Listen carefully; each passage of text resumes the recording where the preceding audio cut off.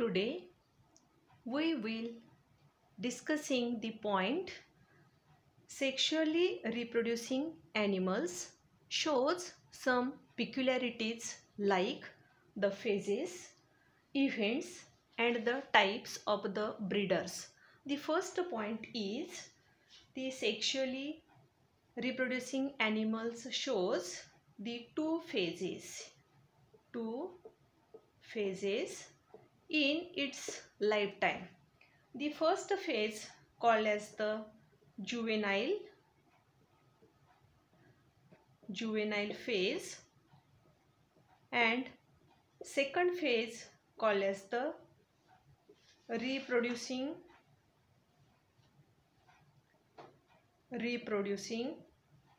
maturity phase. In this first phase, means in this juvenile phase, this phase which starts from the birth, and in this phase the reproductive organs are not well developed, means the reproduction does not take place. And the second type of the phase called as the reproducing maturity phase, and in this phase the reproductive organs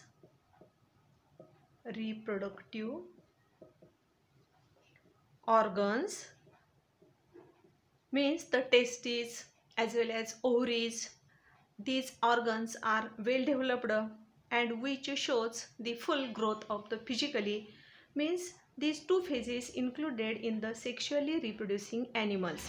आता इथं आपण reproduction in lower and the higher animals हा जो chapter आपण बघतोय त्याच्यामध्ये हे दुसरं जे लेक्चर आहे याच्यामध्ये आपल्याला जे सेक्शुअल रिप्रोड्युसिंग ॲनिमल्स जे आहेत त्यांच्यामध्ये काही पिक्युलॅरिटीज आपल्याला बघायला मिळतात. त्याच्यामध्ये पहिली पिक्युलॅरिटी आहे ती म्हणजे ही जे सेक्शुअली रिप्रोड्युसिंग ॲनिमल्स जे असतात त्यांच्या लाईफमध्ये दोन फेज असतात किंवा दोन स्टेज असतात. पहिली म्हणजे जुवेनाइल फेज. आता ही पहिली जी फेज आहे जन्मल्यापासून सुरू होत असते आणि ज्याच्यामध्ये रिप्रोडक्टिव्ह ऑर्गन्स जे असतात म्हणजे बीजांड जे असतात ती तयार झालेली नसतात. त्यामुळं रिप्रोडक्शन त्या एजमध्ये किंवा त्या फेजमध्ये रिप्रोडक्शन होऊ शकत नाही. पण दुसरी जी फेज आहे रिप्रोड्युसिंग मॅच्युरिटी फेज, ज्याच्यामध्ये रिप्रोडक्टिव्ह ऑर्गन्स जे असतात म्हणजे टेस्टिस ओव्हरीज वगैरे जे असतात ते तयार होत असतात आणि ते जे प्राणी असतात ते मॅच्युअर झालेले असतात म्हणजे परिपक्व झालेले असतात की ज्यांच्या सहाय्यानं त्या ठिकाणी रिप्रोडक्शन होऊ शकतं. म्हणजेच या ठिकाणी ह्या दोन फेजेस सेक्शुअली रिप्रोड्युसिंग ॲनिमल्समध्ये आपल्याला बघायला मिळतात. दुसरी जी पिक्युलॅरिटी आहे ती म्हणजे हे जे सेक्शुअली रिप्रोड्युसिंग ॲनिमल्स जे आहेत त्यांच्यामध्ये आपल्याला 3 इव्हेंट्स बघायला मिळतात. Events, 3 types of events. The first type of the event called as the pre-fertilization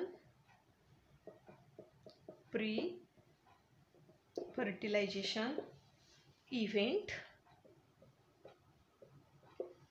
Second, fertilization event. And third, post fertilization event. In this pre-fertilization event, the basic concept is fertilization. Here in this fertilization, the process in which fusion of male gamete, that is sperm, and female gamete, that is ovum, forms the diploid zygote called as the fertilization. But those events which involved in the before fertilization, this is called as the pre-fertilization events. In these pre-fertilization events consist of 2 parts. First called as gametogenesis embryogenesis, and second event called as the gamete transfer. In this gametogenesis means the process in which formation of the gametes, that is sperm and the ovum, called as the gametogenesis. After the gametogenesis, these gametes are transferred into the reproductive tract called as the gamete transfer. The second event called as the fertilization. In this fertilization consists of only one part called as the fusion of gametes. Means here the sperm and the ovum, means the male gamete and the female gamete, which are fused together, called as the fertilization. And those events involved after the fertilization called as the post-fertilization events, and this post-fertilization event consists of further two parts. First called as the zygote formation, and second called as the embryogenesis. Means here the zygote formation, after the fertilization the diploid zygote is formed. Look here, this is the male and this is the female, these two sexes. This male produces the sperm gamete, this female produces the ovum gamete. This sperm and the ovum fused together forms the zygote, and this process called as the zygote formation. But this zygote, which is unicellular structure, in this zygote consists of the paternal chromosome as well as the maternal chromosome, and this zygote, which is develops into the embryonic development, the cleavage. There are two cells are formed called as the two-celled development. The zygote further develops into the blastulation. Further it develops into the germ cells. There are 3 germ cells are present, and these 3 germ cells which develops into the embryo, this process called as the embryogenesis. Here genesis means the synthesis, the process in which formation of the embryo called as the embryogenesis. आता इथं जे sexually reproducing animals जे आहेत त्यांच्यामध्ये 3 घटनाक्रम आपल्याला बघायला मिळतो. पहिला जो आहे प्री फर्टिलायझेशन इव्हेंट, दुसरा आहे फर्टिलायझेशन इव्हेंट, तिसरा आहे पोस्ट फर्टिलायझेशन इव्हेंट. आता इथं आपल्याला अगोदर फर्टिलायझेशन हा पॉइंट समजणं महत्त्वाचं आहे, कारण फर्टिलायझेशन मराठीत आपण त्याला फलन असं म्हणतो. मग फलन ज्यावेळेला होतं त्यावेळेला नेमकं काय होत असतं, तर mail gamete this is the sperm, female gamete ohm, म्हणजे स्पर्म आणि ओहम एकत्र फ्यूज होत असतात, त्याच्यापासून झायगोट तयार होतं. याच प्रक्रियेला आपण फर्टिलायझेशन असं म्हणतो. पण फर्टिलायझेशनच्या अगोदरच्या ज्या काही घटना असतात त्या प्री फर्टिलायझेशन इव्हेंटमध्ये इन्क्लूड केल्यात, की जेणेकरून गॅमेटोजेनेसिस, गॅमेट्स तयार होत असतात, त्याचबरोबर गॅमेट ट्रान्सफर होत असतात. म्हणजे फर्टिलायझेशन होण्यासाठी स्पर्म आणि ओहम एकत्र येणं गरजेचं असतं, पण ते एकत्र ज्यावेळेला येण्यासाठी कॉप्युलेशन इसेन्शियल आहे, आणि त्यावेळेला ही गॅमेट्स जे असतात ती ट्रान्सफर होत असतात. दुसरी जी इव्हेंट आहे फर्टिलायझेशन, आता सांगितलं त्याच पद्धतीनं ज्या प्रक्रियेमध्ये स्पर्म आणि ओहम एकत्र येतात त्यांचं फ्युजन होतं, त्याच्यापासून डिप्लॉइड झायगोट तयार होतं, त्याला फर्टिलायझेशन असं म्हणायचं. आणि तिसरं पोस्ट फर्टिलायझेशन इव्हेंट, म्हणजे फर्टिलायझेशन झालं, फलन झालं की शेवटी त्यापासून बेबी तयार होण्याची जी प्रक्रिया असते त्याला पोस्ट फर्टिलायझेशन इव्हेंट म्हणायचं, की ज्याच्यामध्ये झायगोट तयार होत असतो. ह्या झायगोटमध्ये आईचे अर्धे गुणधर्म असतात आणि वडिलांचे अर्धे गुणधर्म असतात, म्हणजेच त्याला आपण म्हणतो पॅटर्नल क्रोमोसोम्स आणि मॅटर्नल क्रोमोसोम्स ह्या झायगोटमध्ये इन्व्हॉल्व झालेली असतात, आणि शेवटी बेबी ही तयार होत असते. ही बेबी तयार होत असताना इथं जो एम्ब्रिओ तयार होण्याच्या अगोदर 3 जर्म लेयर्स तयार झालेले असतात. जो जर्म लेयर्स, आता जर्म लेयर्स जे आहेत ते 3 प्रकारचे असतात. एक म्हणजे एक्टोडर्म, आउटरमोस्ट लेयर जो असतो त्याला एक्टोडर्म म्हणायचं. त्याच्या आत असणारा मेसोडर्म आहे आणि इनरमोस्ट असणारा जो आहे त्याला इंडोडर्म असं म्हणायचं. मग ते जे 3 लेयर्स आहेत, 3 लेयर्समध्ये असणाऱ्या सेल्सनी त्या एम्ब्रिओमध्ये कोणकोणते त्या ठिकाणी बॉडी ऑर्गन्स तयार करायचं हे ठरलेलं असतं. म्हणजे शेवटी बेबीही तयार होत असते. त्यालाच या ठिकाणी sexually reproducing animals consist of the 3 types of the events. Next point is the sexually reproducing animals further 2 types of the breeders. Sexually reproducing animals consist of 2 types of the breeders. Means here third point is 2 types of breeders. Here the sexually reproducing animals are shows 2 types of the breeder. First type called as the seasonal breeders and second called as the continuous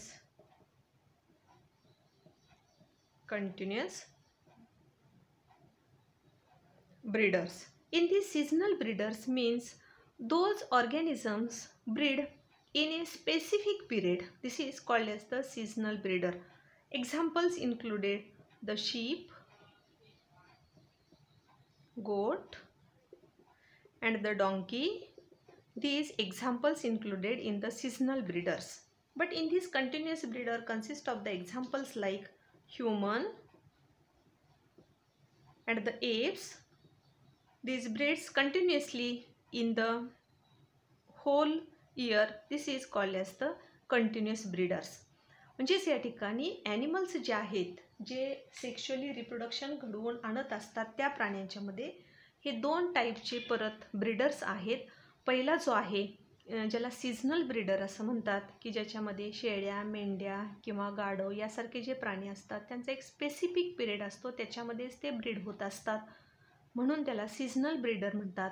परंतु human किंवा ॲपेससारखे जे breeders असतात किंवा जे animals असतात ते वर्षभर त्यांच्यामध्ये ब्रीडिंगची प्रक्रिया सुरू असते, म्हणून त्याला कंटिन्युअस ब्रीडर असं म्हणतात. त्याच्यानंतर आपल्याला जो पॉईंट बघायचा आहे तो म्हणजे सेक्शुअल रिप्रोडक्शन इन ह्युमन. आत्ता जो पॉईंट आपण बघितला तो सेक्शुअली रिप्रोड्युसिंग ॲनिमल्स जे आहेत त्यांच्यामध्ये असणाऱ्या ह्या पिक्युलॅरिटीज ज्या होत्या त्यांचा आपण अभ्यास केलेला आहे.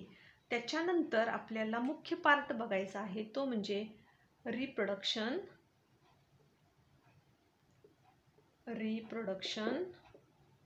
In human. आता फक्त आपल्याला माणसाच्या शरीरामध्ये असणारी जी जननेंद्रिय आहेत म्हणजे रिप्रोडक्टिव्ह सिस्टीम्स जे आहेत किंवा माणसामध्ये असणारे जे बदल असतात, माणसामध्ये असणारे जे हार्मोन्स असतात त्याचाच आपल्याला अभ्यास इथं करायचा आहे. म्हणून हेडिंगच असं आहे reproduction in human. Here basic concept in this human is male and the female. These 2 sexes are separate in these animals, which shows the sexual dimorphic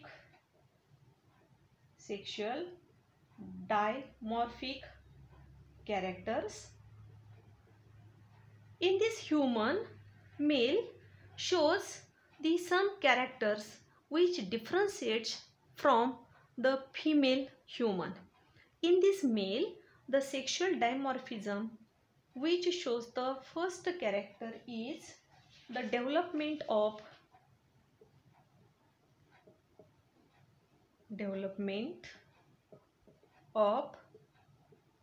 beard and mustache.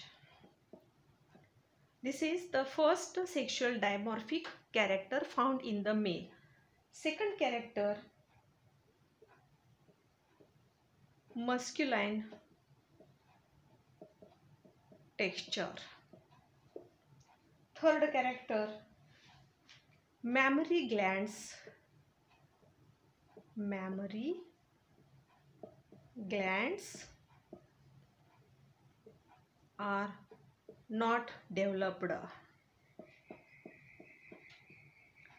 Fourth character is low pitched voice. Fifth character, hairs on chest. Sixth character, enlarged larynx.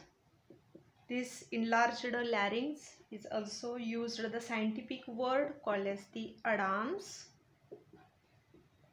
apple. These characters are found in the male.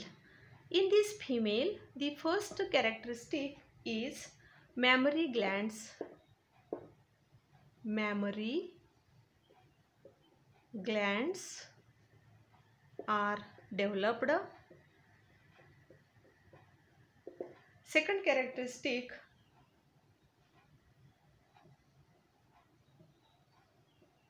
development of breast. Third character, high pitched voice. Fourth character, broader pelvis.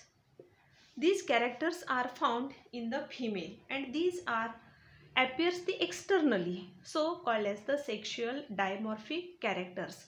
But the another characters are also found in the male. In this male, which shows the male sex hormone called as the testosterone.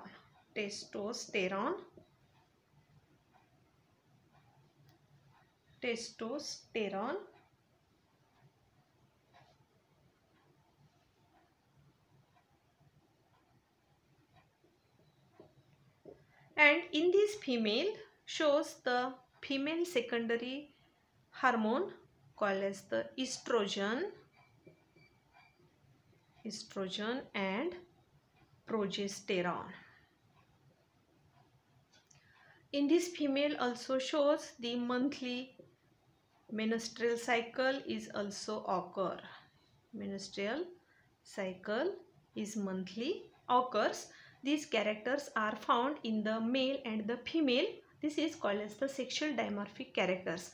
आता ह्यूमनचा आपण विचार केला तर त्याच्यामध्ये mail आणि female हे जे sexes असतात ते सेपरेट असतात.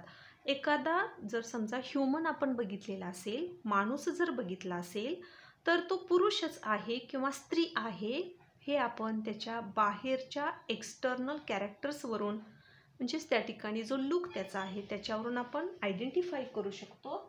त्यामुळे इथं पुरुष जे असतात त्यांच्यामध्ये मिशा दाढी यासारखी डेव्हलपमेंट झालेली असते.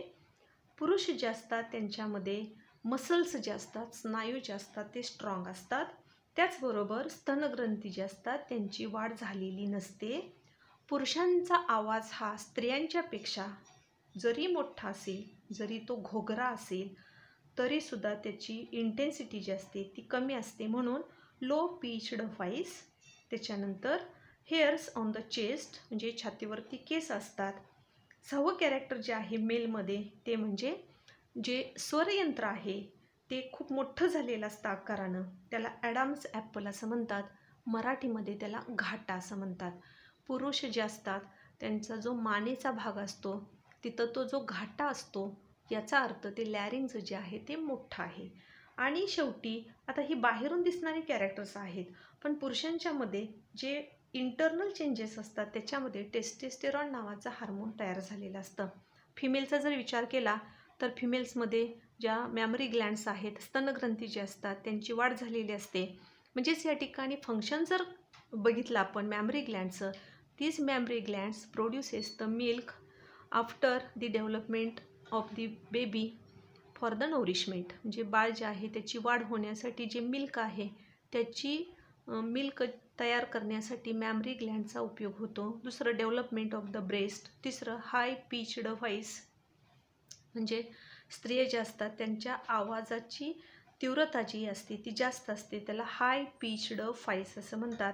म्हणजेच या ठिकाणी आपण जर उदाहरण घेतलं तर एखाद्या हॉलमध्ये 100 जर पुरुष बसवलेले असतील आणि त्यांना बोलायला जर सांगितलं तर त्यांचा आवाज हा इतका मोठा नसतो की एका हॉलमध्ये जर 10 स्त्रिया बसवलेल्या असतील आणि त्यांना बोलायला जर सांगितलं तर 100 पुरुषांच्या आवाजापेक्षा सुद्धा 10 स्त्रियांचा आवाज हा आपल्याला मोठा आलेला दिसतो.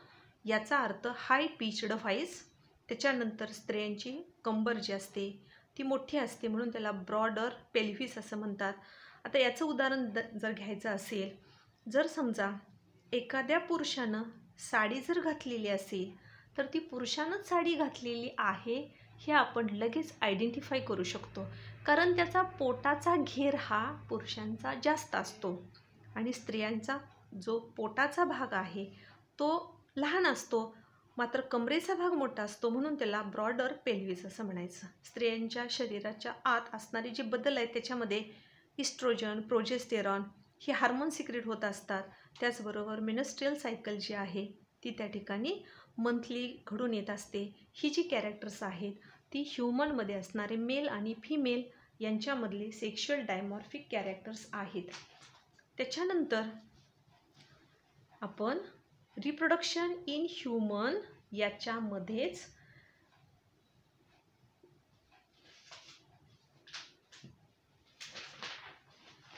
ज्या रिप्रोडक्शनच्या स्टेप्स आहेत त्यांचा अभ्यास करणार आहोत. Reproduction in human consist of 7 steps. Reproduction in human consist of 7 steps. First step called as the gametogenesis. Gametogenesis, this is the first step. Second, insemination. Insemination. Third, internal fertilization. Internal fertilization. Fourth, zygote formation. Fifth, embryogenesis. Sixth, gestation. And 7, parturition. These 7 steps involved in the human reproduction. In this first stage called as the gametogenesis, here the process in which formation of the male gamete and the female gamete called as the gametogenesis. After the male gamete and the female gamete is synthesized, but the second step called as the insemination, here the insertion of the male gamete or the female gamete into the reproductive tracts called as the insemination. In human, mostly sperms which are transfers into the vagina, and this vagina, it is a female reproductive part. In this female reproductive part, the sperms which is transferred called as the insemination. Third, called as the internal fertilization.